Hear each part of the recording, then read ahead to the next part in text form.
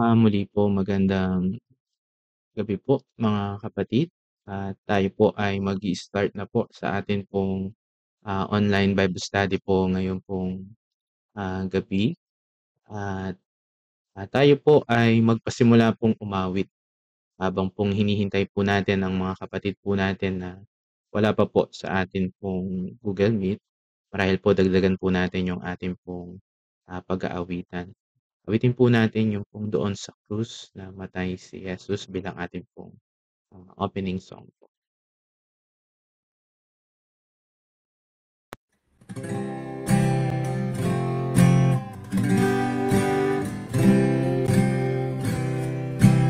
Doon sa krus na matay siya, doon tinangisan ang sala, doon dugo sa puso'y nakadya. Gloria sa Kanya, Gloria sa Kanya, Gloria sa Kanya. Doon dugo sa puso'y nakadya. Gloria sa Kanya. Ako ay naligtas na puspos, si Jesus ay nasa aking lubos. Ako'y kinupkop doon sa krus. Gloria sa Kanya, Gloria sa Kanya, Gloria sa Kanya. Doon dugo sa puso'y naadya. Gloria sa Kanya. O bukal na nakalilinis, ako ay galak sa paglapit. Naligtas ako, anong tamis. Gloria sa Kanya, Gloria sa Kanya, Gloria sa Kanya. Doon dugo sa puso'y nakadya. Gloria sa Kanya. Magsilapit kayo sa bukal upang kayo ay maging banal, at nang kayo ay maging sakdal. Gloria sa Kanya, Gloria sa Kanya, Gloria sa Kanya. Doon dugo sa puso'y naadya. Gloria sa Kanya. Purihin po ang Diyos sa ating pong inawit. Minsan pa po tayong umawit bago po tayo dumako po sa ating pong opening prayer. Matamis na kapayapaan.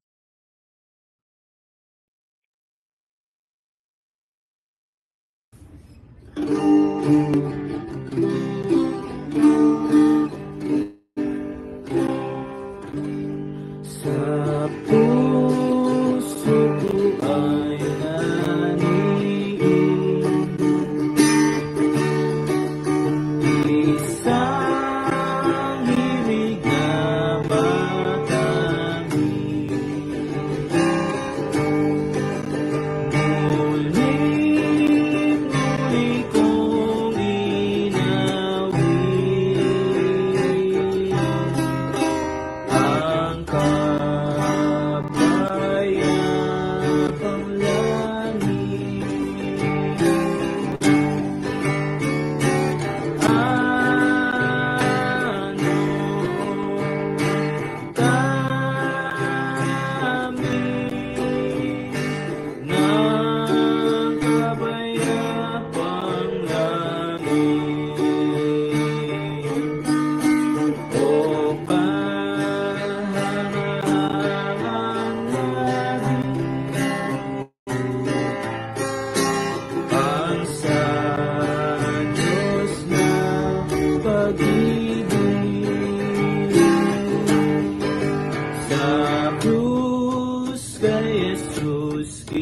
sinamtan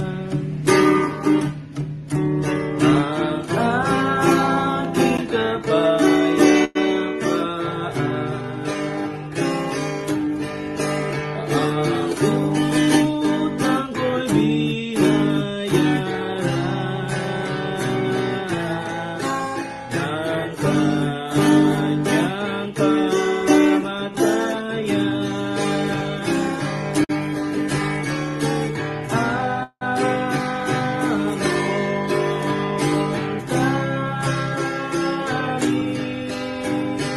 Ang kapayapang langit, o kahahamang labis, nasa Diyos na pag-ibig, nang si Kristo'y putungan ko. Puso'y galak na totoo,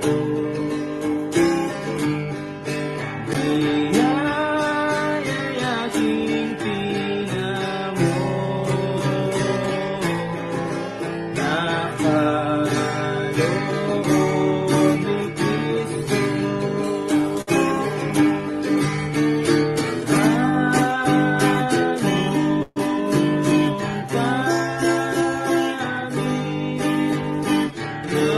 Ng kapayapang langit, o kahahamang labis, ang sa Diyos na pag-ibig, ako'y lalaging lubog sa kapayapaan ni Jesus. Ako ay ganiyang kuko at sa iya'y gusto.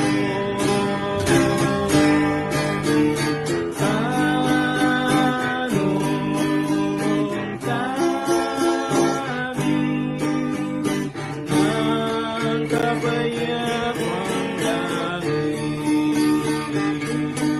o kahahamang labis, ang sa Diyos na pag-ibig. Purihin po ang Diyos sa atin pong mga inawit. Ngayon po, tayo po ay dumako muna po sa ating pong opening prayer. Hinihiling ko po na tayo pong lahat ay umupo at tayo po yung manalangin. Ama namin Diyos na dakila, banal at makapangyarihan sa lahat. Patuloy po, Ama, na kami po yung nagpapasalamat sa mabiyayang gabi na ibinigay niyo po sa amin at muli po sa oras po na ito para po sa amin pong online Bible study ay idinako niyo po ang bawat isa para po muli na mag-aral ng iyong pong mga salita. Ang dalangin po namin, Ama, patuloy po nawa ang banal na Espiritu ang patuloy na tumulong sa amin nang sa gayon amin pong maunawaan ang mga salita po ninyo na amin pong mapapakinggan. At ganoon din po, ang mga napakinggan po namin ay maisabuhay po namin. At ito po ay amin pong magamit bilang pong mga mananampalataya. Nang sa gayon kami naman din po ay magamit din po ninyo sa inyo pong gawain. Nawa ito po ay amin pong maging mga kalakasan, hindi lamang po maging kaalaman po. At ito po ay amin pong maisabuhay. Kaya amin pong dalangin, kami pong mga makikinig, maging po ang mga kapatid po na hindi pa po naka-join sa amin pong Google Meet. Ganoon din po sa inyo pong anak na gagamitin po na maghahayag po ng inyo pong mga salita. Maraming salamat pong muli, Ama, at ang lahat po ng ito ay amin pong dinadalangin sa matamis na pangalan lang po na iyong pong anak, si Kristo Jesus. Amen. Po, muli po mga kapatid, magandang gabi po sa atin pong lahat. Tayo po ngayon ay patuloy po na nasa atin pong online Bible study. Although marami pa po sa mga kapatid po ang nakikita ko po na hindi pa po naka-join at nagpasabi po na hahabol po sila, na siguro po minsan pa po tayong umawit bilang pong paghahanda sa ating pong pakikinig ng mga salita po ng Diyos at patuloy po para po maantabayanan ng ilang pong mga kapatid. Awitin po natin ito pong Kung Saan Ako Akayin.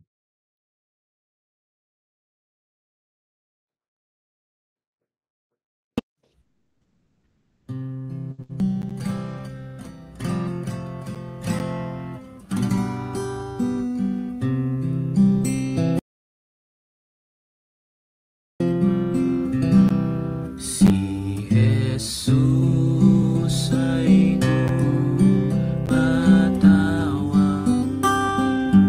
ito ang isinasaan. Gusto ay dalhin tumakan, ako'y sundan san man humanggan. Kung saan ako akayin, ay doon ako lalakad, hanggang sa aking sapitin ang hangganan ng kanyang landas. Sa kanya ako aakbay, hanggang doon sa hangganan. At ng aking maalaman ang hiwaga ng pagmamahal. Kung saan ako akayin, ay doon ako lalakad, hanggang sa aking sapitin ang hangganan ng kanyang landas. Sa hukom ay di kasama, doon ay walang pangamba, pagkat ang aking parusa ay lubusan, di na ako iyan.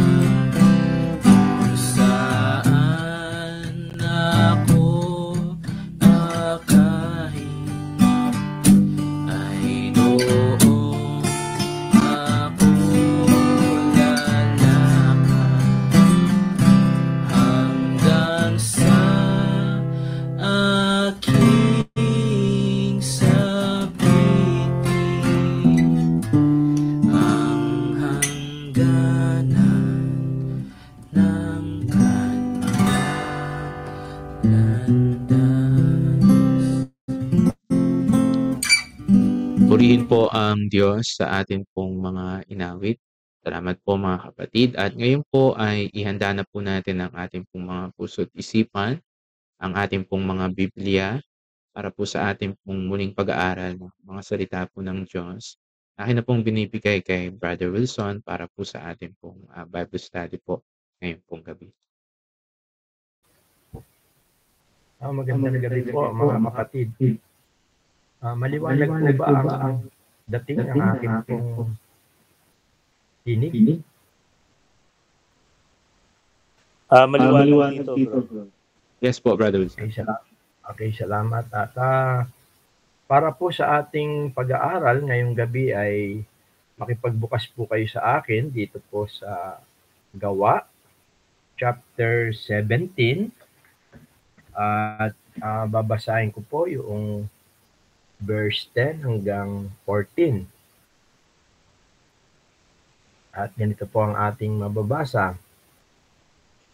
At pagdakay pinayaon sa gabi ng mga kapatid si Pablo at si Silas sa Berea, na nang dumating sila doon ay nagsipasok sila sa sinagoga ng mga Hudyo.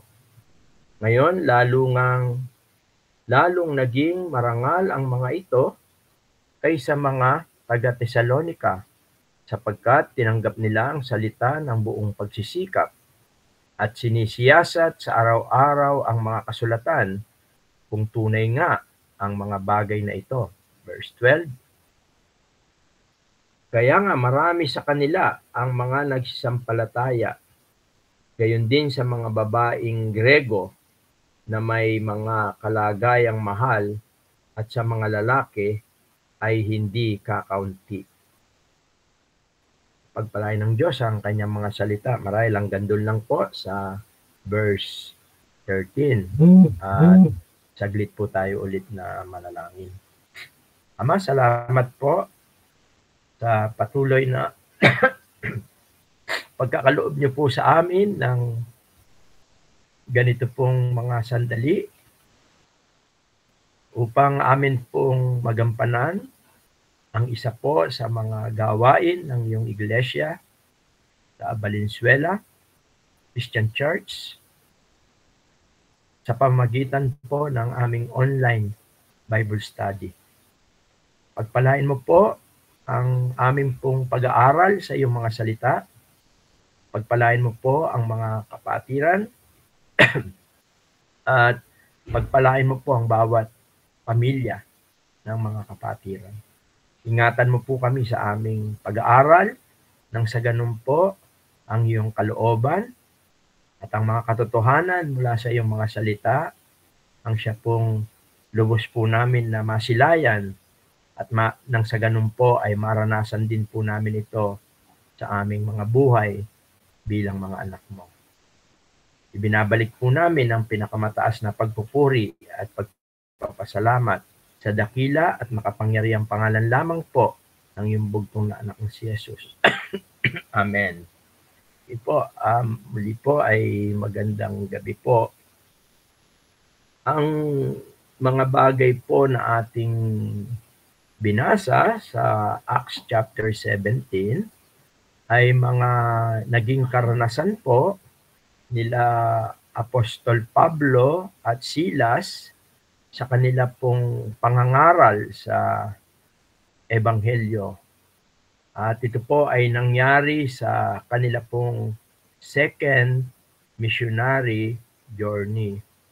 At ang mga journey ni Paul ay tunay na ito ay naisulat sa aklat ng mga gawa, sapagkat bagamat ang sumulat ng aklat ng gawa ay si Lucas, at siya ay walang iba kundi si Dr. Lucas, at ito ay naisulat niya sapagkat siya po ay kasama nila Pablo sa kanilang paglalayag, dahil po si Pablo ay mayroong karamdaman at ang kanya pong manggagamot ay walang iba kundi si Dr. Lucas. Kaya po sa mga pangyayaring ito ay naidetalye ni Lucas sa kanyang mga sulat ang mga pangyayari. At ang bahagi na ating pong binasa ay mga karanasan nila Pablo at Silas sa kanilang second missionary journey. At mayroon lang po tayo mga ilang titingnan dito po sa mga atin pong binasa. Dito po sa verse 10 ng atin pong binasa, ang sabi po, at pagdakay pinayaon sa gabi ng mga kapatid si Pablo at Silas sa Berea.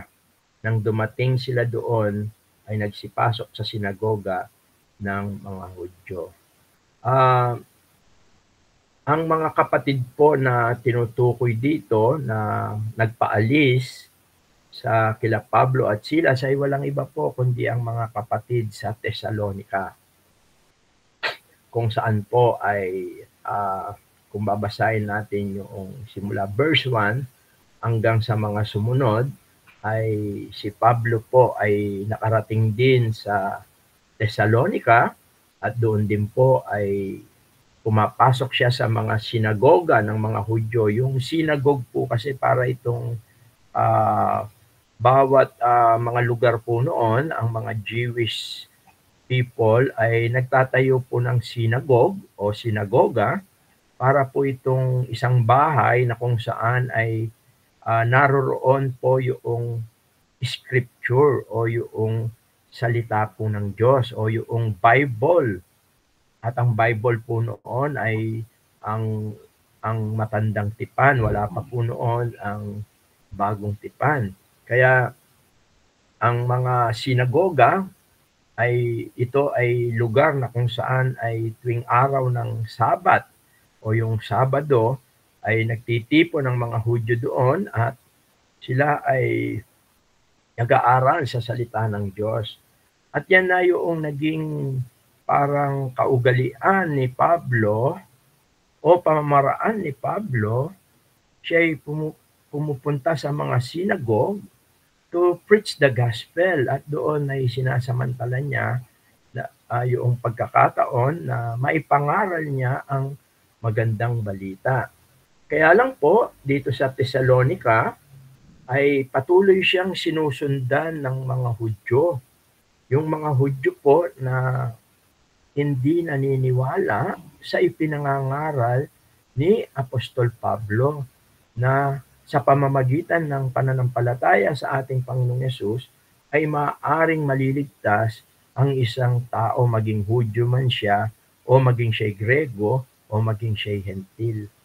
Tinututulan po nila ito ng mahigpit sapagkat para sa kanila, ito ay kalapastanganan sa kasulatan o sa mga kautusan na ibinigay ng Diyos. Sapagkat ang nais ng mga Hudyo na ito, yung mga Hudyo na umuusig kay Pablo at sa mga sumasampalataya sa ating Panginoon, ay ang nais nila ay magpatuloy silang magpailalim sa mga kautusan na ibinigay ng Diyos sa mga Hudyo. Kaya dito sa pagkakataong ito, ang mga kapatid sa Thessalonica, nang dumating ang mga Hudyo, ang sabi nga doon sa verse 4 and 5, at nangahikayat ang ilan sa kanila at nakikampi kay Pablo at kay Silas.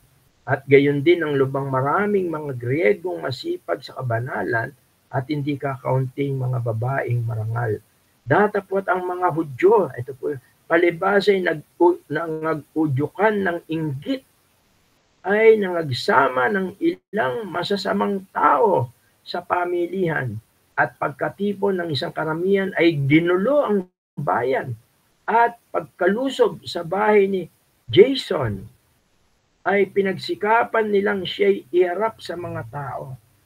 Marahil ay nandoon yung mga Kristiyano sa bahay ni Jason.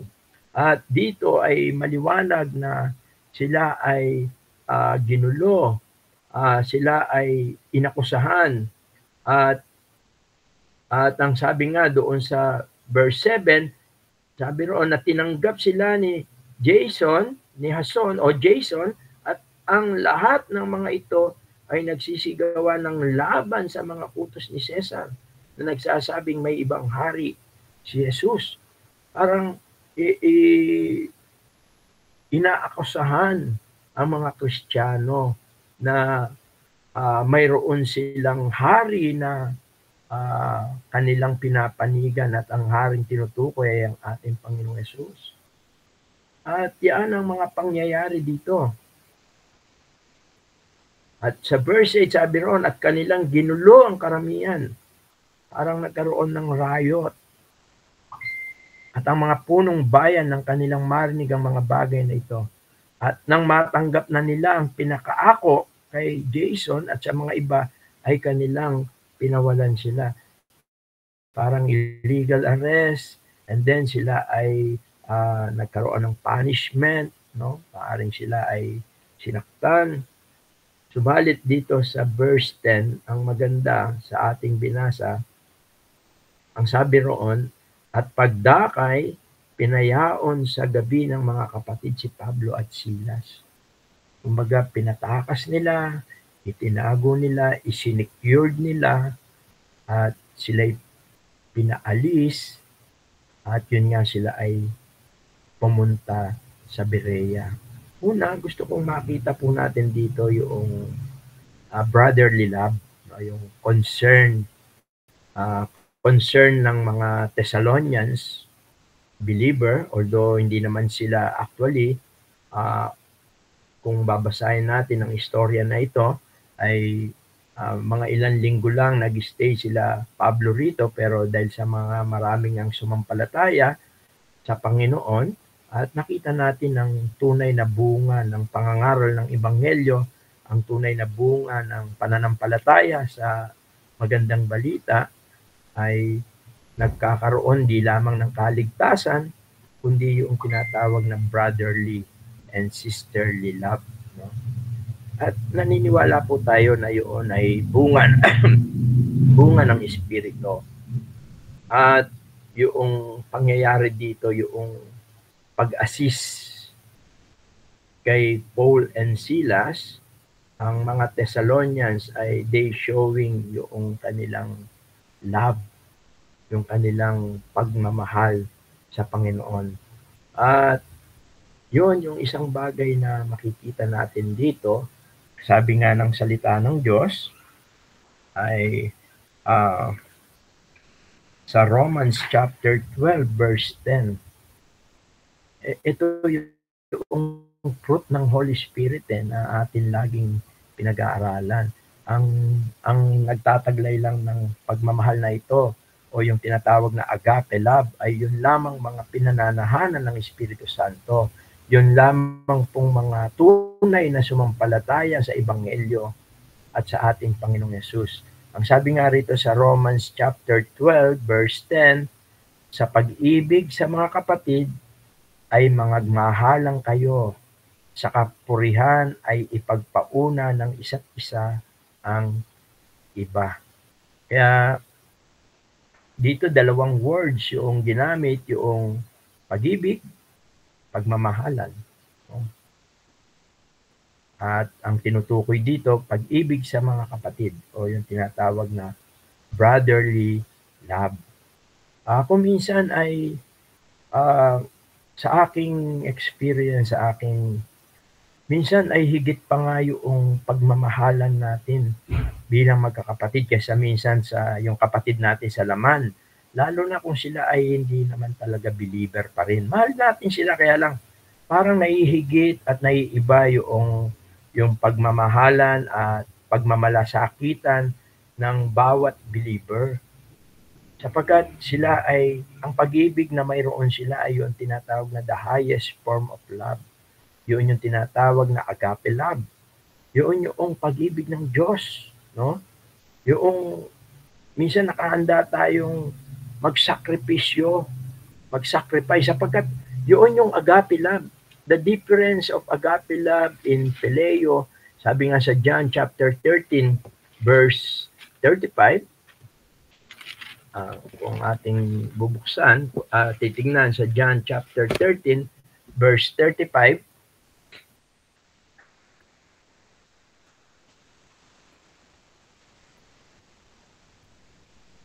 siguro basahin na muna natin yung verse 34. Ang sabi rito, isang bagong utos ang sa inyo'y ibinibigay ko. Ang nagbibigay po ng utos dito ay ang ating Panginoon. At ang sinasabihan niya po rito ay ang mga alagad niya, ang mga tunay na sumasampalataya sa Kanya. Sabi niya, isang bagong utos ang sa inyo'y ibinibigay ko, na kayo'y mag-ibigan sa isa't isa. na kung paanong inibig ko kayo at mga ibigan naman kayo sa isa't isa. Actually, itong utos na to hindi naman bago eh. Actually, kung pag-aaralan natin to, nasa Old Testament na itong utos na ito eh. Ang pagkakaiba lang sa utos na ito, meron na siyang halimbawa, mayroon na siyang example. At ang example o ang halimbawa ng pag-ibig na ito ay ipinakita ng ating Panginoong Yesus. Kaya sabi niya, isang bagong utos ang sa inyo ibinibigay ko na kayo'y mga ibigan sa isa't isa. Na kung paanong iniibig ko kayo. At yun yung pag-ibig na mayroon ng mga believer, yung brotherly love, ay ang pag-ibig na tulad ng pag-ibig ng ating Panginoon. Kaya sabi niya, na kung paanong inibig ko kayo ay mga ibigan naman kayo sa isa't isa. Sa ganito'y makikilala ng lahat ng mga tao na kayo'y aking mga alagad kung kayo'y may pag-ibig sa isa't isa.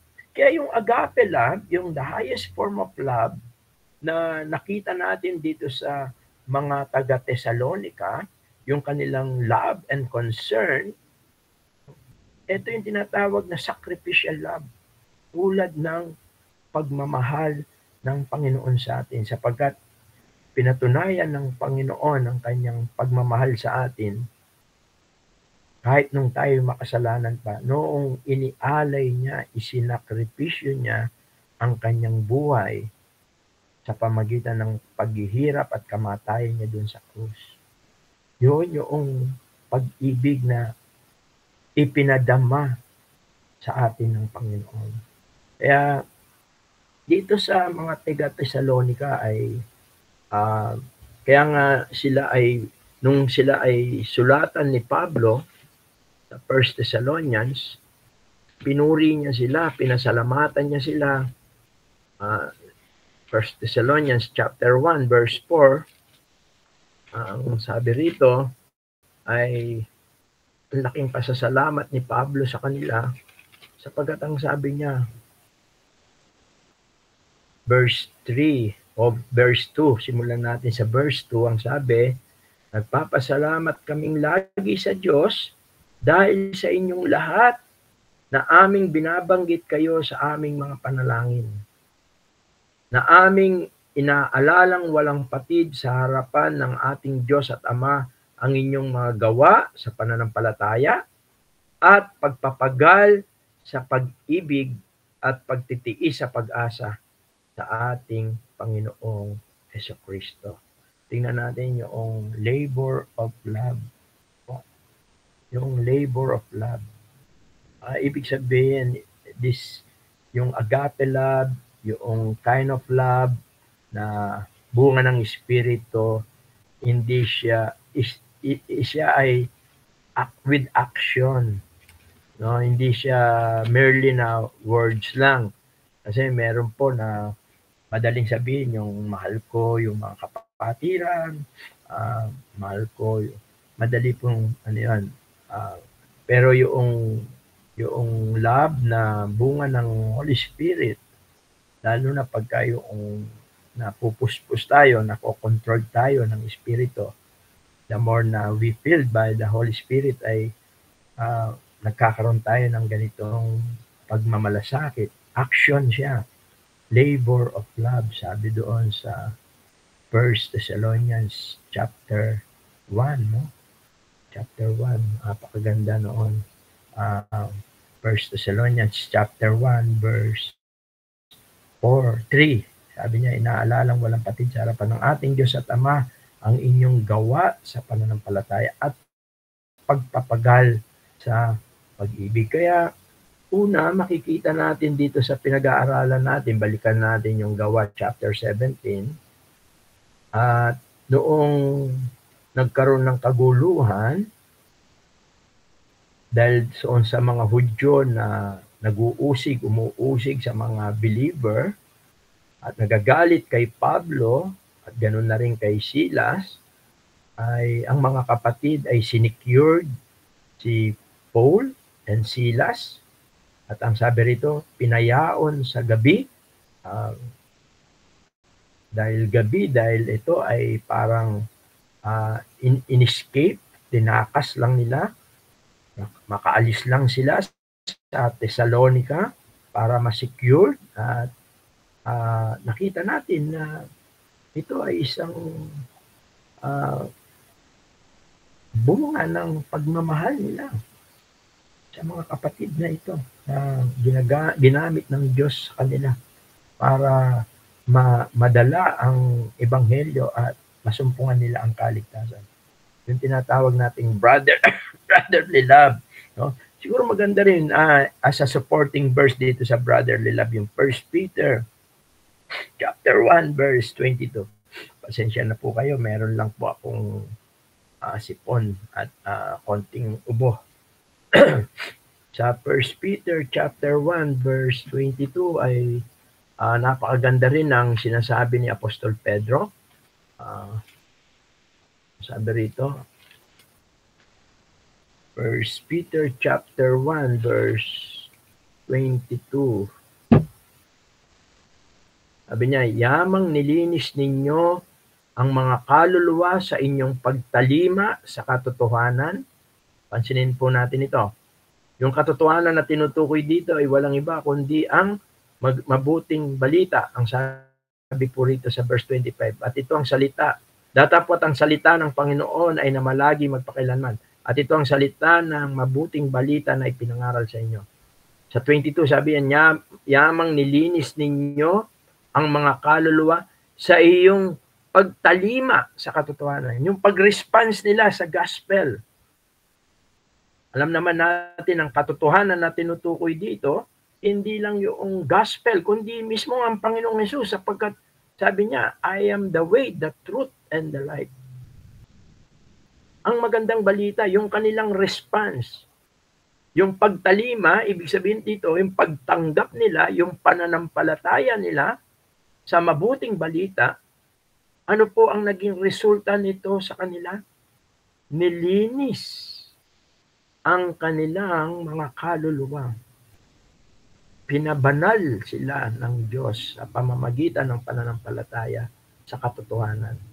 At ang sabi rito, yamang nilinis ninyo ang mga kaluluwa sa inyong pagtalima sa katotohanan, sa pag-ibig na hindi pa kunwari sa mga kapatid, ay mga ibigan kayo ng buong ningas ng inyong puso sa isa't isa.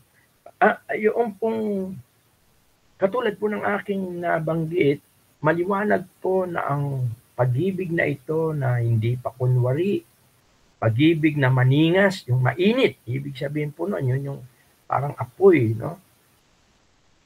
Nagmumula sa puso. Maliwanag na ito ay bunga ng ating pananampalataya sa Panginoon. At katunayan ito ay patutuo at pagpapatunay na tayo ay tunay na sumampalataya sa Ebanghelyo. Kaya itong pag-ibig ay hindi tayo nagmamahalan para tayo makapunta sa langit o para tayo maligtas. Tayo'y mga ligtas na. Kaya ganun na lamang ang pagmamahalan na mayroon ang mga believer. Pansinin natin yung buong ningas. At yan po ang pag-ibig na nakita natin dito sa pinag-aaralan natin. Maningas.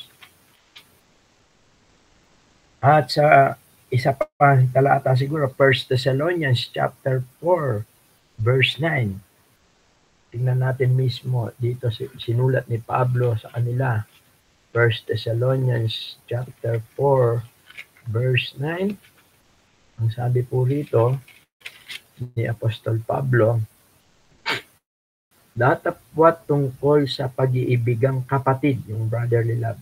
But as touching brotherly love, datapwat tungkol sa pag-iibigang kapatid, ay hindi ninyo kailangan na kayo'y sulatan ng sinuman, sapagkat kayo rin ay tinuruan ng Diyos na nga mga ibigan kayo sa isa't isa.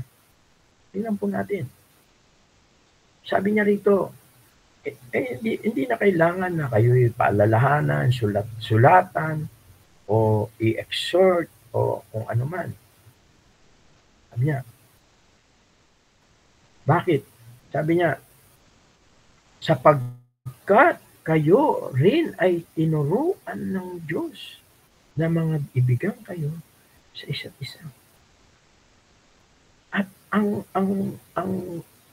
great example po ng ating Panginoon ay napakalaking katotohanan ito na para matutunan natin. Kaya the more na alam niyo, the more na nakikilala natin ang Panginoong Yesus sa ating personal na mga buhay po bilang isang believer, lalong lumalaki yung pagmamahal natin sa mga kapatiran. At yun ang isang sign na nakikilala mong lubos ang Panginoon. Sapagkat sapat na ang mga katotohanan na mula sa Panginoon sa kanyang pamumuhay, sa kanyang buhay, sa kanyang ipinakita na pagmamahal ay sapat na para matutunan natin na tayo ay mga ibigan sa isa't isa.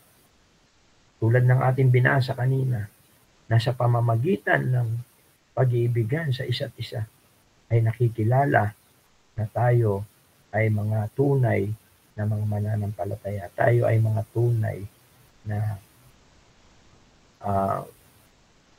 mga alagad ng ating Panginoon. At yan ang mayroong pagmamahal ang mga Thessalonians believer. Hindi, actually, sabi ko nga po sa inyo, hindi naman sila mga matagal na believer. Almost 3 weeks lang nag-stay si Paul dito at siya ay umalis na, pero kaya lang sila ay filled with the Holy Spirit.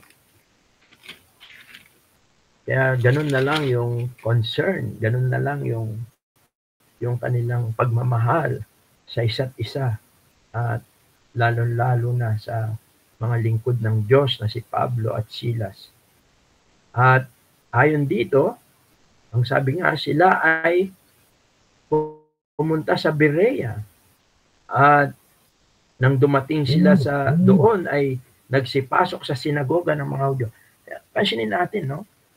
Ang bukod sa pag-ibig na mayroon ng mga taga Thessalonica kay Pablo at Silas, makikita naman natin kay Paul and Silas yung dedication. Bakit? Kasi yung kanilang paglilingkod at pangangaral sa mabuting balita,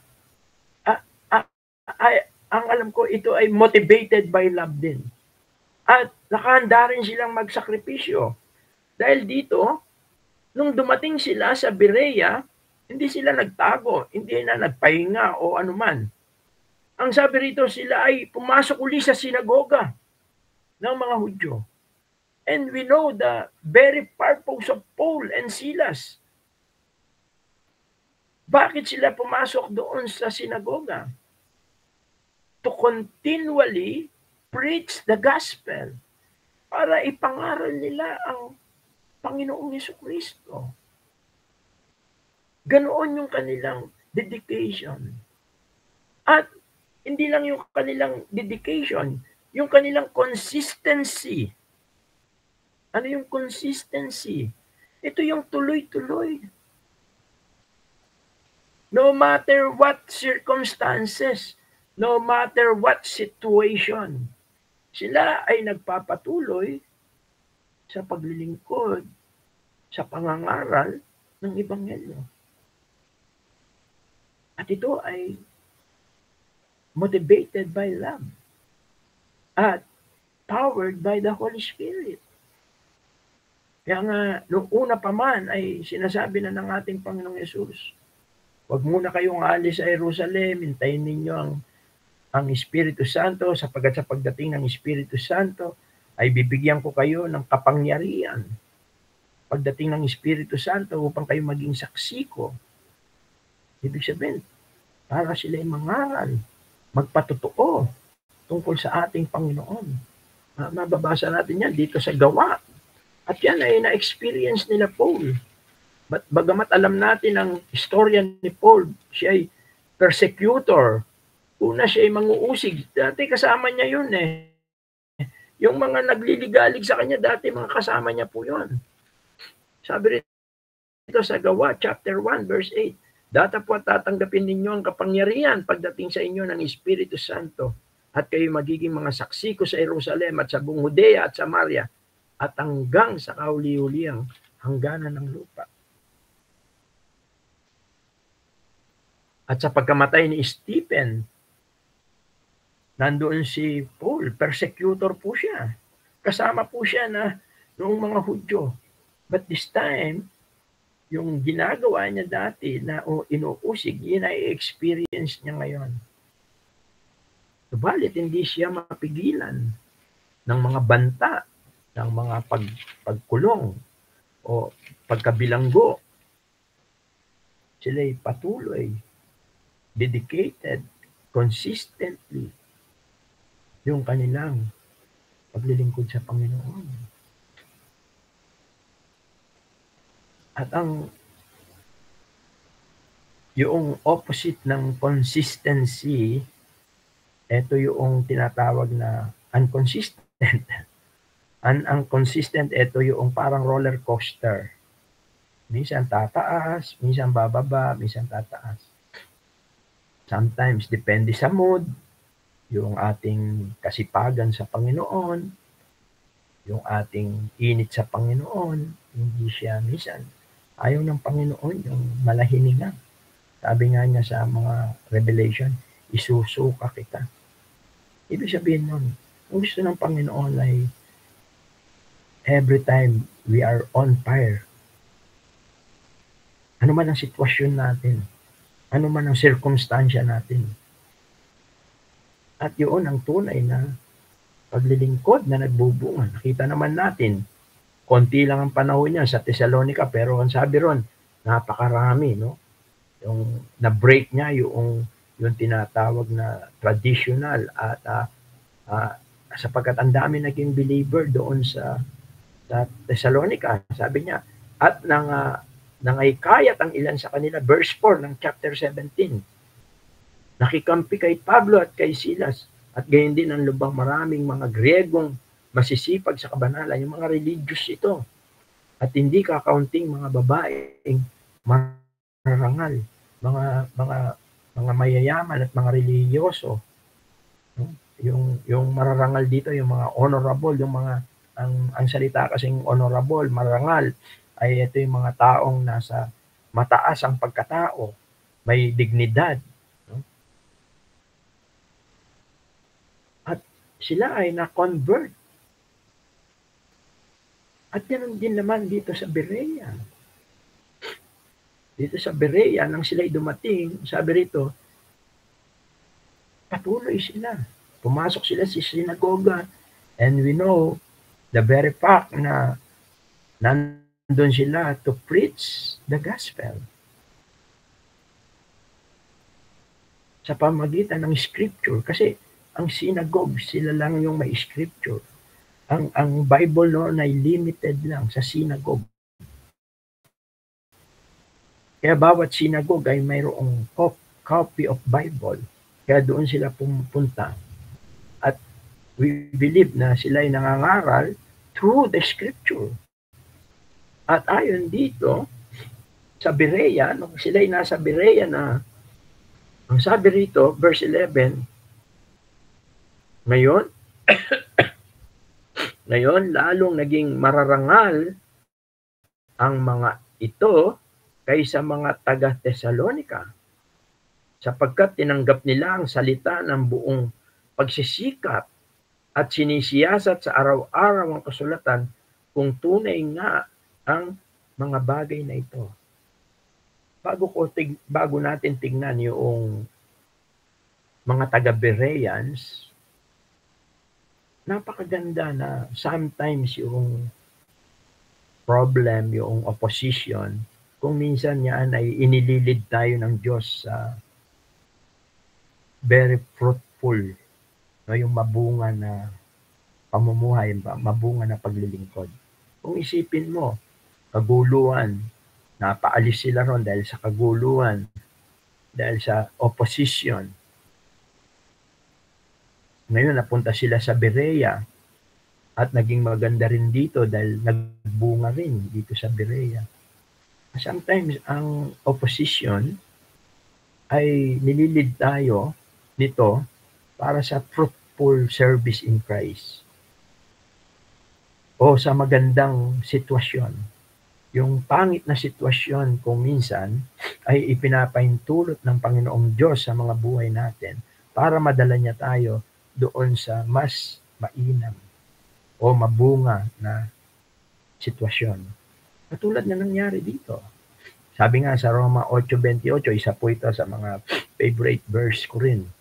Ang sabi sa English, Romans 8:28. Kasi ito, siguro, sabi rito, at nalalaman natin na ang lahat ng mga bagay ay nagkakalakip na gumagawa sa ikabubuti ng mga nagsisiibig sa Diyos sa makatwid bagay niya o mga tinawag alinsunod sa kanyang nasa. Napakaganda po ng katotohanan na nakapaloob dito at maliwanag na ang Diyos ay gumagawa siya sa lahat ng sitwasyon natin. Sa lahat ng sitwasyon natin sa buhay, naroon ng Diyos. Nakahanda siya na yung pangit ay gawin niyang maganda. Para itong isang drawing na sa umpisa, parang magulo siya, hindi mo malaman, pero yung finish work, yung pagkatapos noon ay napakagandang art, no? Minsan ng mga drawing. O parang mga hinabing, mga sinulid daw ito na iba-ibang kulay na sa umpisa parang ang pangit tignan, pero pagka natapos yung mga hinabi na mga sinulid ay nagkakaroon ito ng napakagandang larawan. Ganyan ang kalagayan ng buhay natin sa Panginoon. Kaya hindi kawalan yung pag-ibig natin sa Diyos, pag-ibig natin sa ating mga kapatiran, pag-ibig natin sa ating kapwa. Kapagkat ang pag-ibig na ito ay ayon dito, ay ang Diyos ay gagawa sa buhay natin. All things work together for good. Yung salitang all things, lahat. Ando na yung mga pangit, mga pagsubok, tulad na nangyari dito kila Pablo. Nagkaroon ng kaguluhan, napaalis sila ng mas maaga. Pero dahil ang Diyos ay kasama nila, inilid sila doon sa isang mabungang paglilingkod. Kaya napunta sila sa Berea at nakita naman natin na ayon dito sa ating binasa na sabi, there were more noble. Ngayon, lalong naging mararangal ang mga ito. May comparison sila. No? Although yung comparison, sabi, dito is favor dito sa pinuntahan. Although nakita natin yung kagandahan, loob ng Diyos, yung pagmamahal ng mga kapatiran sa isa't isa doon sa Thessalonica. Pero dito kung saan sila nilid ng Panginoon, kung saan sila dinala ng Panginoon, ay mas maganda. Ayon dito sa ating binasa, mas lalong marangal. Pansinin natin yun. Kung ialin tulad mo, parang sinasabi mas maganda. Minsan yun po yung napakasarap sa ating pananampalataya sa Panginoong Diyos. Yung nararanasan natin na pangit kung minsan, ay dinadala naman tayo doon sa maganda na sitwasyon. Ano po nangyari yun? Dahil sa Diyos. With God, nothing is impossible. Sapagkat ang Diyos ay nakikita niya, nalalaman niya ang hinaharap.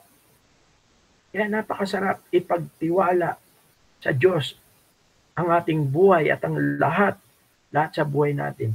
Lalong-lalo na rin sa ating paglilingkod sa Panginoong Diyos.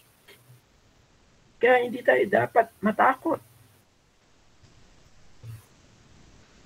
Naalala ko po nung dito po sa Florida, umpisa po ay dito lang po kami sa garahe namin. At palipat-lipat kami. Minsan doon kami sa bahay nila brother John, doon sa father ko.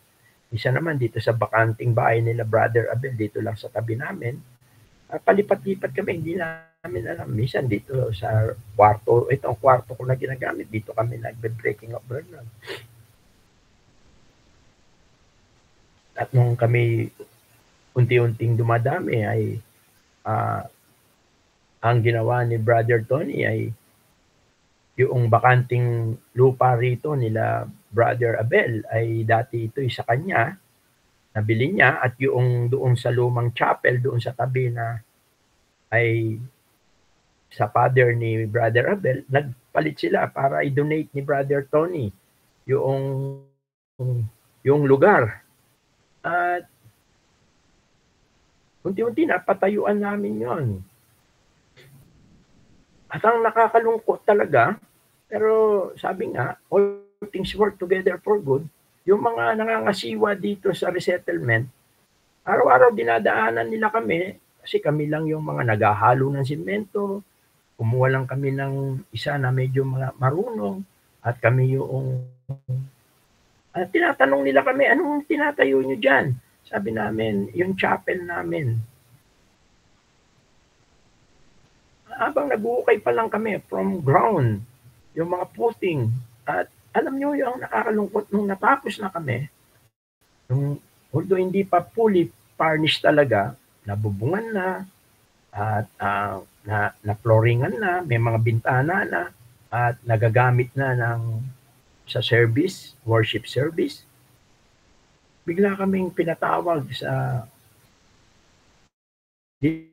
dito yung local municipal dito sa resettlement, at sinabi bawal yung pagtatayo ng mga ganyan dito sa resettlement dahil ito ay mga pabahay ng government.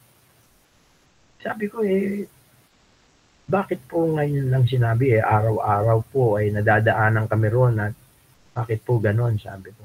Sabi niya talagang bawal, meron kasing talagang place na dapat itinatayo yung mga ganyan. Blessing. Kasi nung nagkaroon naman ng fellowship, at fellowship namin yung isang kapatid, dati siyang engineer sa NHA, although wala na rin siya ngayon dito sa Pilipinas, nasa Canada na siya, tinulungan niya kami. Siya mismo yung gumawa ng letter, siya mismo yung gumawa ng request, at pinapirma niya lang sa akin. At siya na rin ang nagpasok sa NHA, yung National Housing Authority. At blessing, nabigay po sa atin yung chapel natin ngayon na kinatitirikan, 300 square meter yon. At doon tayo ay dinala ng Panginoon. Masakit nung una dahil biro mo, tinatayo mo, tapos sasabihin hindi pwedeng gamitin sa pananambahan. But all things work together for good. At ganyan ang nangyari sa mga kapatid dahil sa kanilang tapat na paglilingkod at sa kanilang pag-ibig sa Panginoon at sa gawain ng Panginoon. Dinala sila sa mga lalong mas marangal. Sabi rito, ngayon, lalong naging marangal ang mga ito kaysa mga taga-Thessalonica. Kaya, isa itong napakagandang bagay. At bakit naging marangal ang mga taga-Berea kaysa sa taga-Thessalonica? Samantalang, socially, mararangal yung mga tao doon sa Thessalonica.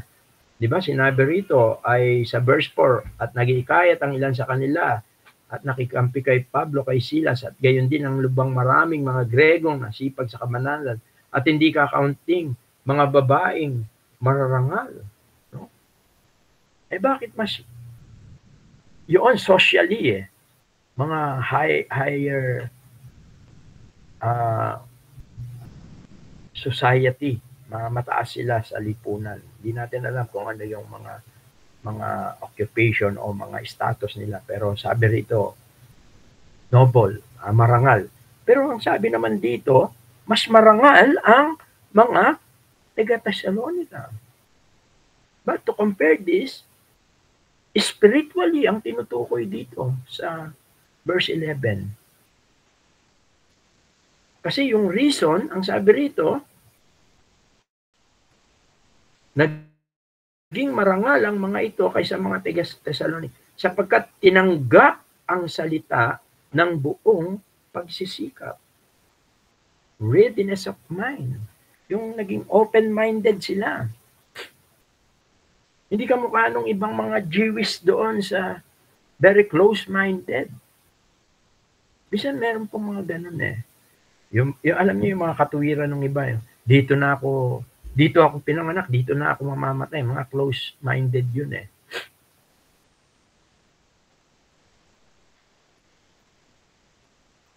O kaya, ganito yung alam ko ganito yung ano ko Mga close-minded yun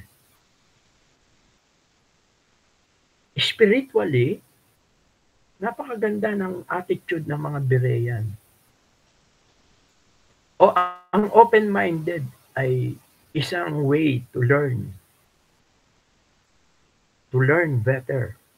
Yung matuto ka ng lubos. Yun yung katangi-tangi sa mga Berea. Tinanggap nila ang salita ng buong pagsisikap. Yung readiness of mind. Open-minded. Isa pong magandang character yon. Pagka close-minded, mahirap yan. Minsan meron na rin ako mga nakakasalamuhan, nakakaharap na mga ganyan, na mga close-minded. I-debate ka lang. Mga ngatwiran lang sila. Kaya ang nakakalungkot, hindi nila nasusumpungan yung pinakamahalaga na katotohanan. At ito'y walang iba kundi ang kaligtasan. Kaya ang mga Berean ay open-minded sila. Yun ang isang maganda. Yung kanilang receptivity. At ang maganda, open sila para pagkarating sa pagkakilala sa Panginoong Diyos. At ako'y naniwala na sila ay nakinig.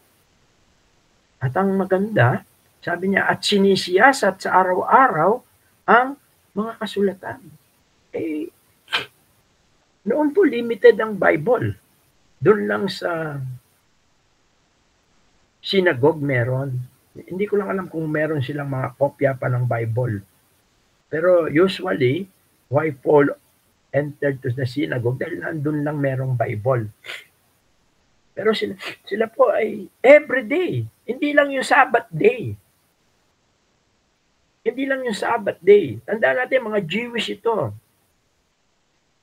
Samantala mga Christian, noong mga panahon na yon, ang Sunday na ang kanilang ginaganap ang kanilang mga pagtitipon. Mababasa natin yan dito sa Acts 20 verse 7.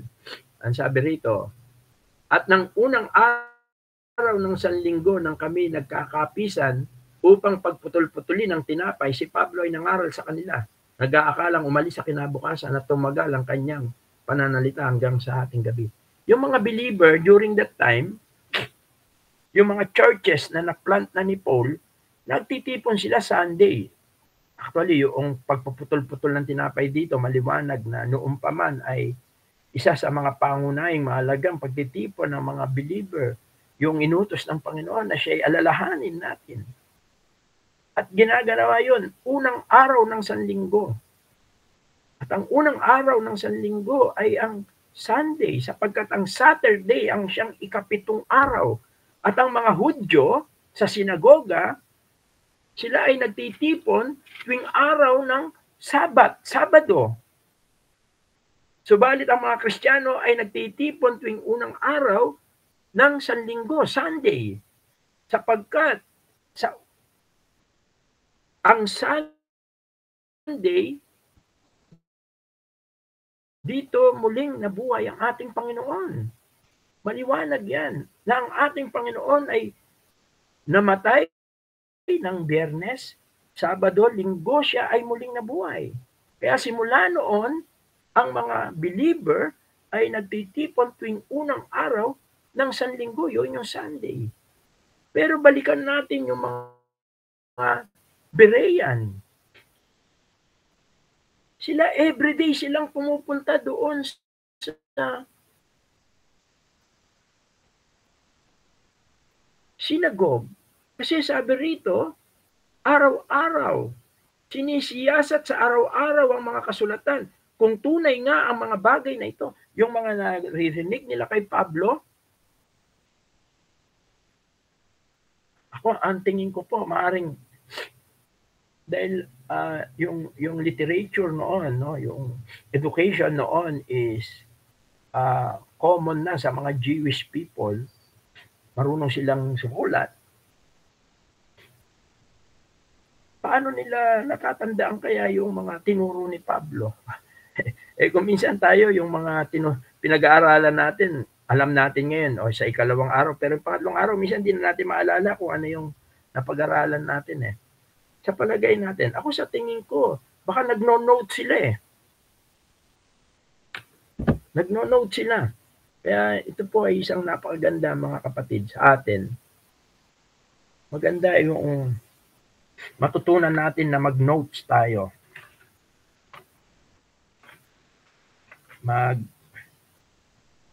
Yung mayroon tayong notes, sinusulat natin yung mga puntos na itinuturo sa atin.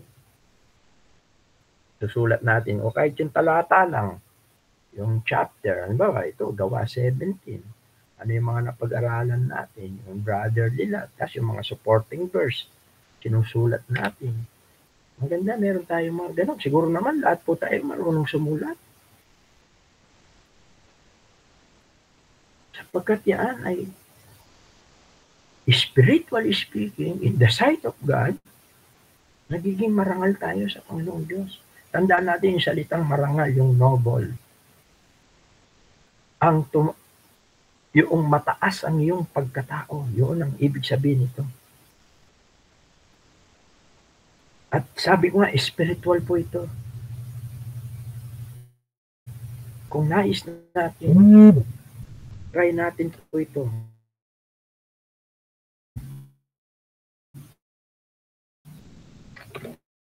Try natin. Sapagkat napakaganda po na ang bawat isa po sa atin, una, magkaroon tayo ng Bible natin, yung sarili. Dalhin natin yung mga Bible natin. Kasi, paano kang mag-search everyday kung wala kang Bible? Kung aasa ka lang sa multimedia, pag-uwi mo sa bahay, kung wala kang Bible na sarili mo. At ang maganda, kung may dala kang Bible, doon, nino-notes mo na. Para pag-uwi mo, titingnan mo kung yun nga ba yung gusto sabihin ng pinag-aralan natin. If you want to become a noble to the sight of God,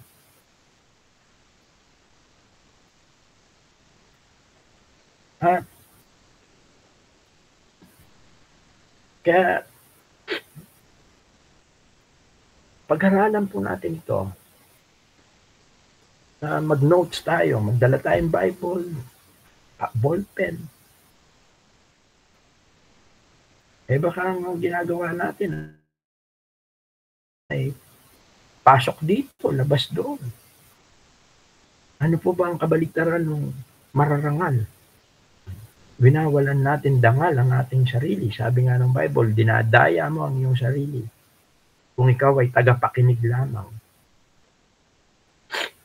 Kung ikaw ay hindi taga-tupad. At I believe din na they give time to the Word of God. Kasi sabi rito, araw-araw Siyempre, itong mga taong ito, may mga trabaho rin po ito, o may mga kaabalahan din sa mga buhay po ito. Bawat isa, tulad natin, may mga kaabalahan tayo lahat. Pero they give time. to study their Bible, to read yung Bible nila.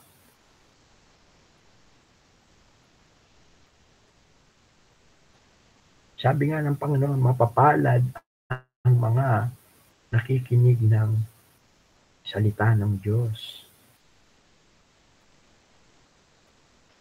At yan ang mga taga-Berea. Kaya naman, naging fruitful ang pangangaral ni Pablo sa Berea. Ang sabi sa verse 12, kaya nga marami sa kanila ang mga nagsisampalataya. Gayon din sa mga babaeng Grega na may mga kalagayang mahal. At sa mga lalaki ay hindi kakaunti. Ibig sabihin, maraming nasave.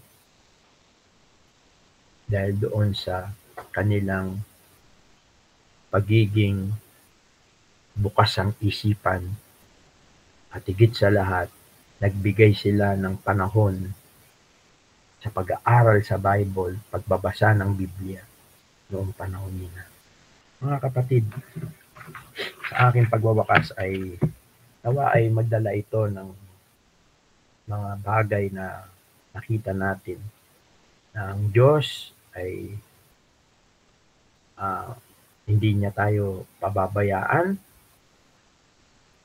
at magtiwala lamang po tayo sa Kanya. At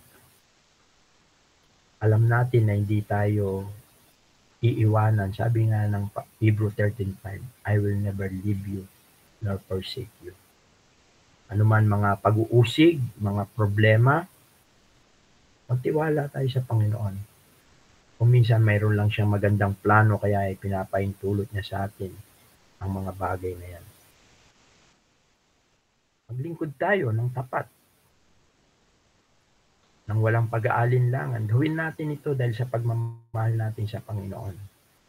Hindi sa ano pa mang kapakinabangan. Hindi sa fame, kundi sa pagmamahal natin sa Panginoon. At nakikita natin magbubunga ang ating paglilingkod sa Panginoon. Higit sa lahat, napakaganda rin ng attitude ng Thessalonians, yung kanilang pagmamahalan, brotherly love, at napakaganda rin ng attitude ng mga taga-Berea. They spend time to study their Bible. Sabi nga may kasabihan, there is no shortcut in studying the Bible. Kaya nawa tayo po ay mga practical na pamamaraan na maaari kong mai-advise. Magdala tayong Bible, dala tayong ballpen, dala tayo ng maliit na notebook o para sinusulatan natin sa ating mga mensahe na naririnig at napag-aaralan hindi lang sa online natin, maging sa ating mga pagtitipon. Salamat po at magandang gabi sa bawat isa. Tayo po ay manalangin. Ama, salamat po sa gabing ito. Salamat po sa iyong mga salita. Salamat po sa mga taga-Thessalonica. Nakita po namin ang pagkilos ng banal na espiritu sa kanila. Nawa po ay masumpungan mo rin po ito sa amin, sa iyong iglesia sa Valenzuela Christian Church. Ang brotherly and sisterly love na bunga po ng paggawa ng Espiritu Santo sa aming mga buhay. At salamat din po at nakita po namin na bagamat kung minsan kami po ay pinapahintulot mo ang mga opposition, ang mga persecution, ang mga suliranin sa buhay po namin. At ganoon din sa iyong iglesia. Nakita po namin na ito po ay pinapahintulot mo sapagkat inililid mo po kami sa mas mainam na sitwasyon at kalagayan. Tulungan mo po kami na lagi po kami magtiwala po sa inyo at sa inyong mga salita. At tulungan mo rin po kami na tulad ng mga Berea ay magkaroon kami ng bukas na puso, bukas na isip para sa iyong mga salita. At tulungan mo po kami na magkaroon ng kasipagan tulad ng mga taga-Berea, ang pagpapahalaga sa iyong mga salita. Ito ay aming saliksikin. Ito ay aming pag-aralan. At tulungan mo kami na maging masipag kami sa pagte-take notes. Nang sa ganun po ito'y magamit namin sa aming mga pamumuhay at aming patuloy na mapag-aralan ng iyong mga salita. Salamat po, Diyos, sa iyong mga salita. Pagpalain mo po ang bawat kapatiran, pagpalain mo po ang Valenzuela Christian Church at ang lahat po ng mga kapatiran. Ang lahat po ng ito ay aming samangin sa makapangyarihang pangalan po ng iyong bugtong na anak na si Jesus. Amen. Good evening and God bless po. Ay balik ko muna po sa ating MC. At kung meron po tayong mga katanungan, ay welcome po natin ang mga question po natin. God bless po. Purihin po ang Diyos sa ating pong napakinggan. Salamat po sa ating pong kapatid. At katulad po ng nabanggit po ni Brother Wilson, tayo po ay open na po para po sa ating pong question and answer. Kung meron po tayong mga katanungan po ay malaya po tayo na pagtanong, atin pong i-open po ang ating pong mga mic para po sa ating pong question and answer. Po, malaya po sa atin na makapagtanong po regarding po sa ating pong napakinggan po ngayon pong gabi. Yung mga kapatid po na naka-join po. Hello po, good evening. Sige po. Hello. Audible po ba ako? Yes po, Kuya EJ. Ayun. May tanong lang po ako, Bro Wilson. Ano po, paano po kaya, yun, di ba bilang Christian po is, everyday sinusubukan natin sundin yung naayon sa kagustuhan ng Panginoon. Syempre po nandiyan po yung mga temptation na nagagalit ka bigla, naiinis ka, tapos gusto mo ulit bumalik. So, minsan parang nahihiya ako sa sarili ko na bumalik kagad eh. Kunyari, bago na lang kumain, tapos biglang uminit yung ulo ko sa anak ko, tapos parang magpe-pray po ako, edi parang nahihiya po ako mag-pray. So, ano po ba dapat kong gawin? Tsaka paano ko po dapat po harapin yung ganun? Yun po yung tanong ko. Make sense po ba yung tanong ko? Okay, una, Brother EJ, talagang struggle ang Christian life. Sabi nga siguro buksan natin yung kung pwede mag-open ng Bible sa Galatians, tignan muna natin ito. So kung makita natin yung reality, no, hindi naman tayo dahil tayo ay tumanggap na sa Panginoon at nasa atin na ang Panginoon, ay parang magiging madali na para sa atin ang mamuhay sa kalooban ng Diyos. Katunayan dito sa Galatians chapter 5, ang sabi rito, simula verse 16, sabi niya, sinasabi ko nga, magsilakad kayo ayon sa Espiritu at hindi ninyo gagawin ang mga pita ng laman. Sapagkat ang laman ay nagnanasa ng laban sa Espiritu at ang Espiritu ay laban sa laman, sapagkat ang mga ito ay nagkakalaban upang wag ninyong gawin ang mga bagay na inyong ibigin. Ito yung reality ng Christianity. Kaya nga lagi tayong may kasabihan tayo na Christian life is not a playground. No, hindi siya playground na happy-happy lang, madali, easy way, no? Christian life is a battleground. Sapagkat nandiyan yung old nature mo, yun yung laman. Ang laman na tinutukoy dito, hindi yung literal na laman, no? Ang laman na tinutukoy niya rito, ito yung old nature, yung lumang pagkatao mo, yung pagiging sinful mo, yung pagiging mainitin ang ulo mo, yung mabisyo o kung ano-ano pa, yun yung old nature natin. At dahil sa ikaw ay sumampalataya sa Panginoon, sabi doon sa Ephesians 1:13-14, nung marinig mo yung magandang balita, ikaw ay nagdesisyon, tinanggap mo ang Panginoon, sumampalataya ka sa Panginoon, ang Espiritu Santo ng Diyos na ipinangako niya ay ibinigay niya sa iyo. Ang sabi doon, no, na sa Kanya kayo rin naman pagkarinig ng aral ng katotohanan ng Ebanghelyo ng inyong kaligtasan, na sa Kanya rin naman, mula nang kayo nagsampalataya, kayo'y tinatakan ng Espiritu Santo na ipinangako niya. Verse 14, na siyang patotoo sa ating mana hanggang sa ikatutubos ng sariling pag-aari ng Diyos sa ikapupuri ng Kanyang kalwalhatian. Kaya ang Espiritu ng Diyos ay nanahan sa atin, yung new life natin. At magkalaban yan. Nagkakalaban yan. At isang sign yan. Isang sign yan na merong paglalaban. Kasi meron kang gustong gawin. Kung minsan, ang sabi niya, hindi mo siya nagagawa. Even Paul, the greatest apostles, experience yung na-experience mo. Hindi ka nag-iisa dyan, Brother EJ. Romans chapter 8, 7 to 8. Tingnan natin ang experience ni Paul.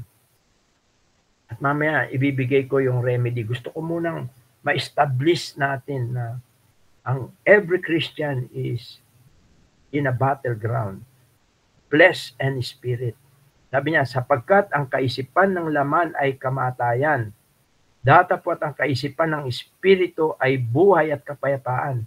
Sapagkat ang kaisipan ng laman ay pakikipaggalit laban sa Diyos, sapagkat hindi nagpapasaklaw sa kautusan ng Diyos, hindi nga maaari. Yun yung old nature natin. Kaya dapat nating malaman yon, dapat nating maisip yon na ang Christian life is struggle, no? Pero ang isang napakaganda rito,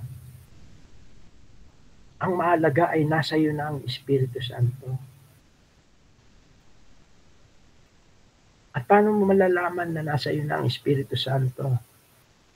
Na siyang garansya na makakamtan mo ang iyong katubusan. Isa na yon, yung meron ka na ngayon na ayaw mo na magawa yon, pero kung minsan ay nagagawa mo pa. Kaya nga inialin tulad tayo sa babes in Christ. Ang isang baby, hindi naman kaagad nagsasalita yan, hindi naman kaagad tumatayo yan. Yung isang baby, bago siya makalakad, matututo muna siyang tumayo, hakbang-hakbang, babagsak, hakbang-babagsak, hanggang sa lumakas siya, at hanggang sa umaalalay siya, hanggang sa makatayo siya ng sarili niya at makahakbang siya ng maayos. Ganyan ang Christianity. Ngayon, for the meantime, kung natatalo pa yung ating spiritual life doon sa ating old life, alam ng Panginoon yan. Kaya nagbigay siya kagad ng remedy. Ano yung solusyon? Tingnan natin sa 1 John. Kaya continually na lagi lang tayong humingi ng tawad sa Panginoon.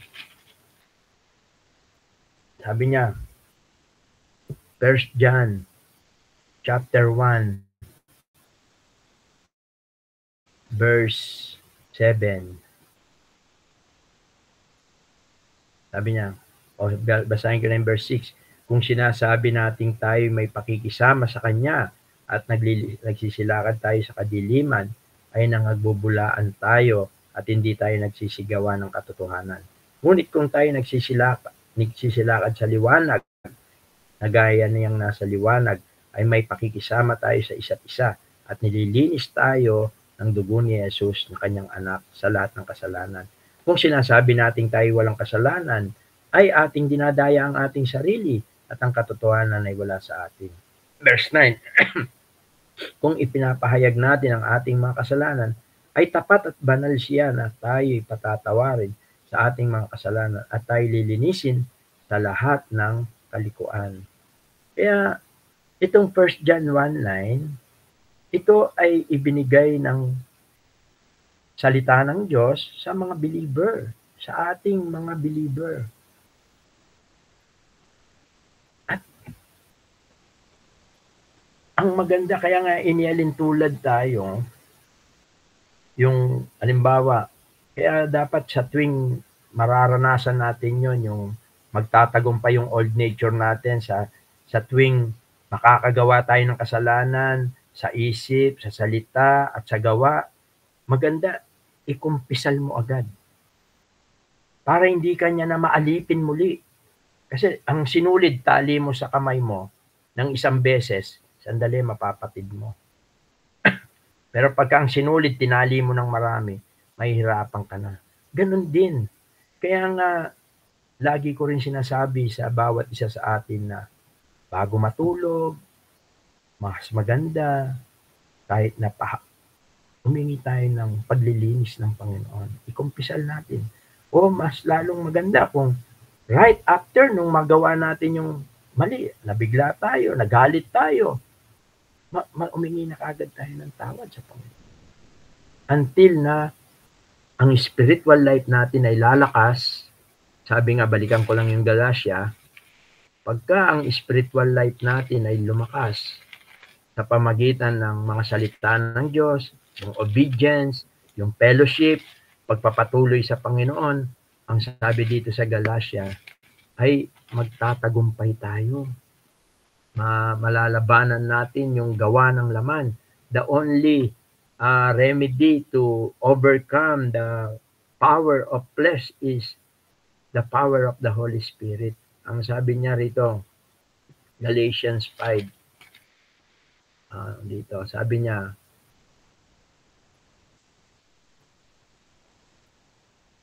verse 18, sabi niya, datapwat kung kayo'y pinapatnubayan ng Espiritu, ay wala kayo sa ilalim ng kautusan. At ang sabi niya,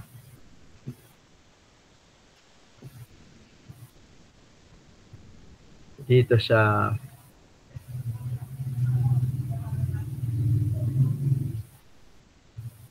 verse 17, sapagkat ang laman ay nagnanasa ng laban sa Espiritu. O ito, verse 16 pala, sinasabi ko nga, magsilakad kayo ayon sa Espiritu at hindi ninyo gagawin ang mga pita ng laman. Yung verse 17 pala. The secret is to walk. Sabi niya, dito sa English, sabi niya, this I say, then walk in the Spirit. Alam mo kung ano ibig sabihin nitong walk in the Spirit? Ang ibig sabihin nito, controlled by the Spirit. Ipamuhay mo yung mga bunga ng Espiritu. Ano yung mga bunga ng Espiritu? Pag-ibig, sabi niya doon sa 22. At yun yung pinag-aaralan natin kanina. At unti-unti mong mapagtatagumpayan yung mga sinasabi natin. Until such time na babawasan hanggang sa tulungan tayo ng Panginoon. Tandaan natin ang ating spiritual life, inialintulad sa isang sanggol. Minsan hindi ka kagad makakatayo. Isang pagdapanggapang, tatayo, dadapa, hanggang sa mag-grow tayo. Yun yung mag-mature tayo sa ating spiritual life. Kaya dapat dagdagan natin yung ating fellowship, yung pagpipray, yan yung mga makakatulong sa atin para lumago tayo spiritually. Yung prayer, yung reading God's Word, fellowship, yung pagdalo, yung obedience, yung sinusunod mo yung mga natututunan mo. No? Number 5, yung pagmamahal natin sa Panginoon. Yun, pagka continually yun, unti-unti ma-overcome yun. At na-overcome natin yun. Maaaring ikaw ay nandun sa stage ng nag-i-struggle as a babes or as a new believer, or kailangan mong mag-grow. Siguro yun. And I believe na kung magpapatuloy tayo sa Panginoon, huwag tayong mahiya na kahit maya't maya nag-umingi tayong tawad. Gusto ng Panginoon yun.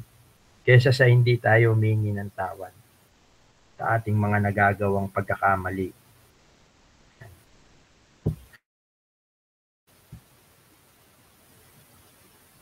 Meron pa ba po?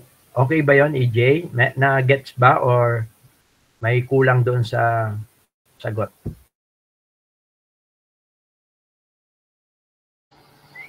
Okay naman po. So parang every time na magagalit or ano ka pala, kailangan mong bawiin sa prayer para at least makabawi dun sa um, laman or yung kasalanan mo po. Pansinin mo yung sinabi doon sa 1 John 1:9.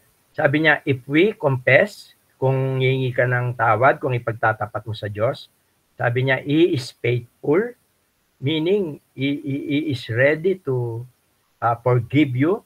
Sabi niya, if we confess our sins, He is faithful and just to forgive us and cleanse us in all unrighteousness. Actually, siya yung patuloy na maglilinis sa iyo. Yung cleanse us doon, kasama na yun, siya yung magbabago sa iyo. Ang importante lang, magtiwala ka sa Panginoon. Every time na makagawa tayo ng mali, ay ihingi natin ng tawad para hindi ka maalipin. At minsan daw nakakatulong yung pag-confess na with voice para marinig din ni Satan na ayaw mo na yung bagay na yon. Para lubayan ka rin ni Satan, para hindi ka niya natuksuhin sa bagay na yon, na malaman niya na ayaw mo na yung nagagalit. Isang sikreto rin yon. Okay po, salamat po.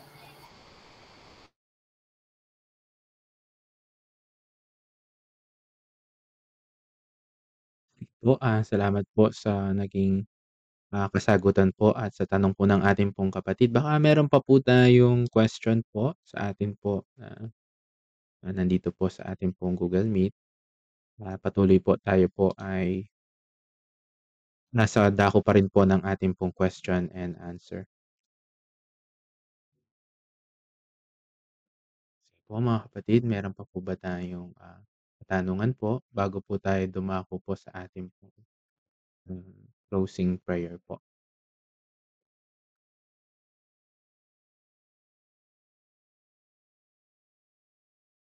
Po, last call po.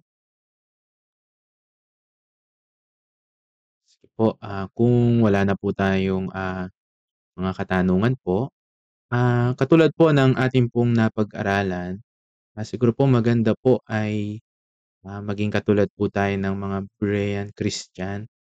Siguro po maganda po every ating pong meetings ay tayo po ay magdala po ng ating pong mga Bible at ating pong sanayin po sa atin po na tayo po ay tumitingin po sa ating pong mga Bible at wag po tayong kumbaga po aasa lang po dun sa atin pong projector. Siguro po sa mga susunod pong meetings po natin ay aalisin muna po natin ang ating pong multimedia at tayo po ay patuloy po na katulad ng ating napag-aralan ay atin pong buksan at dalhin at patuloy po na hindi lamang po sa ating pong meetings kundi araw-araw katulad po ng ating pong napag-aralan ay atin pong buksan po at patuloy na basahin po ang mga salita po ng Diyos. Kaya announcement din po ito at paalala, every meetings po natin ay tayo po ay magdala po ng ating pong mga Biblia, ganoon din po ng ating pong mga notebook para tayo po ay makapag-notes. At kung wala na po tayong question, tayo po naman po ay magwakas sa isa pong panalangin. Hilingin po natin kay Brother Jim na pangwakasan po tayo sa isa pong panalangin.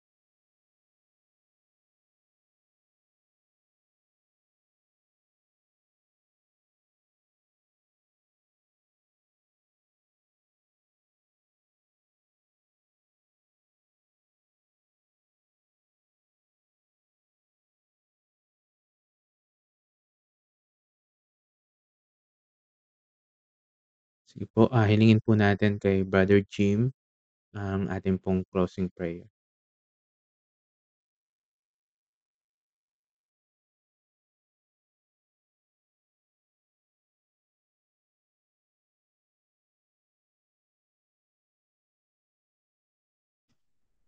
Tayo po ay manalangin.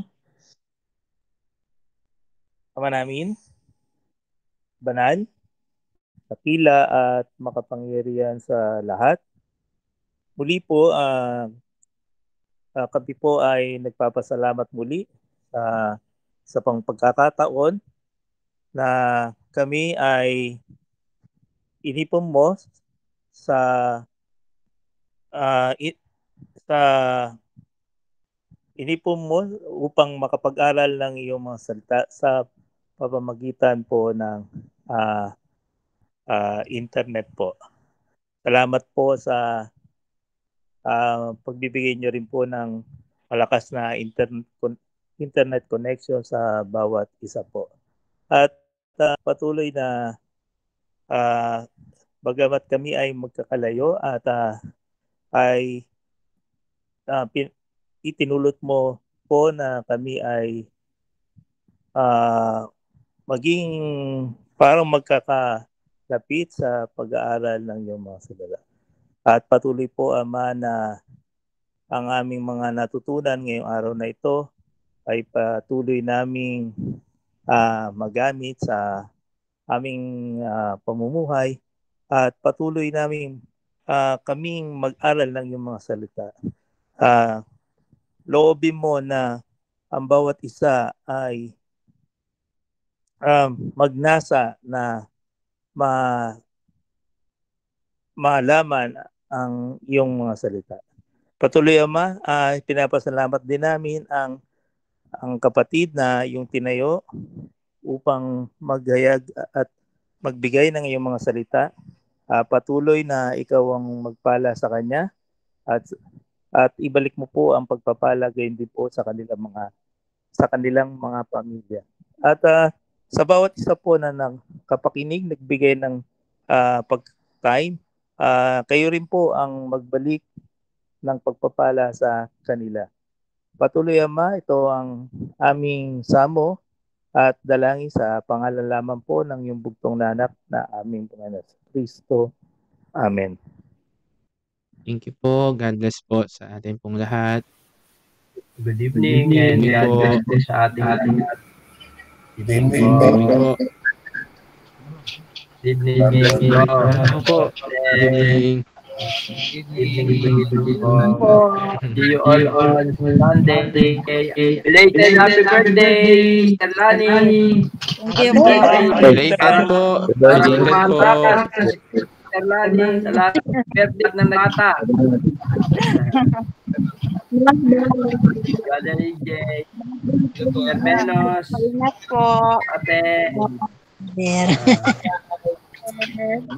Babay ka na. Sa inyong lahat. See you on Sunday po. See you po. Maulan ba dyan? Maulan sa Valenzuela? Wala naman karon. Kanina. Matak lang. Hindi naman malakas. Oo, dito. Minsan umuulan. Minsan hindi. Nilagnat ako eh. Almost 3 days. Almost 3 days ako nilagnat. Okay, Tuesday hanggang Wednesday. Ulan, ambon. Buti nga kahapon, magkakasama kami nila Brother Jim kahapon eh. Nawala na yung lagnat ko sa nakasama naman ako sa Bible study sa Nueva Ecija. Nueva Ecija talaga. Okay, bye-bye. Bye-bye sa ating lahat. God bless po sa ating lahat. Bye-bye. Ate, bye-bye.